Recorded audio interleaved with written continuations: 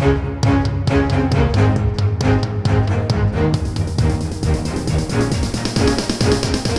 is the Washington Times front page for Monday, June 7th, 2021. Thanks for joining us. I'm George Gerbo. Vice President Kamala Harris is making her first foray into international diplomacy, heading to Central America with a promise of $4 billion for nation building and with hopes that countries can improve enough to keep their citizens at home. Stephen Dinan reports Harris is planning to visit Guatemala and Mexico on the trip. President Biden personally deputized the vice president to determine why people are leaving their homes and rushing north. Harris set low expectations for her first international foray by saying discussions are still in the learning phase. Harris took the first concrete steps toward solutions last month by hosting a meeting of American business leaders and urging them to pursue more economic opportunities in the Central America region. The president is betting that the surge of migrants is less about the pull factors in the United States and more about the push factor of conditions forcing people to flee their home countries. Staying in foreign affairs, Biden administration officials say they're not pushing to add other countries to the strategic U.S., India, Japan, Australia Quad group, but stress that the future of American policy in the Indo-Pacific hinges on the deepening alignment among the four powerful democracies. The Quad is definitely going to be a central focus of overall U.S. policy in that region moving forward, one senior administration official told our national security team leader Guy Taylor. The official said the White House is laying the groundwork for a first-of-its-kind in-person leader-level summit of Quad countries later this year. The comments coincide with mounting Chinese condemnation of the Quad.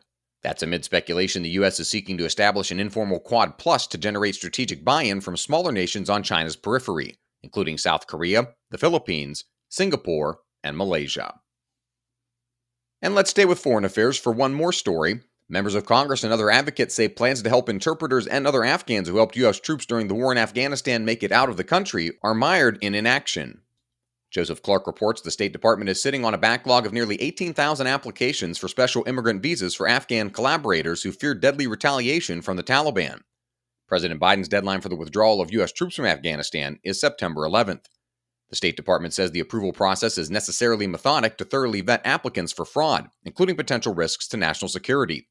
A June 2020 report by the State Department Inspector General said the slow pace for applicants also stems from the lack of a centralized database in Afghanistan. A reminder that you can find all these stories at WashingtonTimes.com/front page. Don't have access to the Times yet? Visit WashingtonTimes.com/George and get 25% off your annual subscription. Have you had a hard time finding basic products when you're at the store?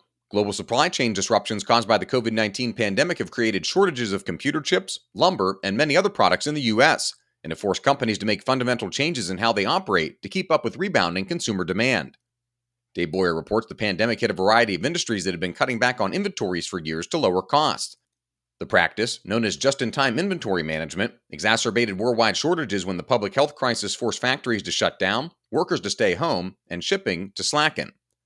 The results have been rising prices and persistent shortages of toilet paper, new automobiles, olive oil, chicken wings, lumber, and dozens of other products and services. And finally, in California, education officials are considering applying a social justice paradigm to teaching K-12 mathematics. James Varney reports California's Instructional Quality Commission is considering introducing a modified version of a pathway to equitable math instruction. That's a curriculum developed by equitablemath.org that aims to remove cultural bias from education. California officials say the authors of the curriculum are modifying the blueprint, which is one reason it's temporarily put aside the curriculum for classrooms across the Golden State. Find all of today's front page stories at WashingtonTimes.com/front page or on the Washington Times app, and subscribe for free to the front page. Just search Washington Times on your favorite podcast platforms. You can also find us on Twitter and Instagram at WashTimes for breaking news, sports, commentary, and more. For the Washington Times, I'm George Gerbo.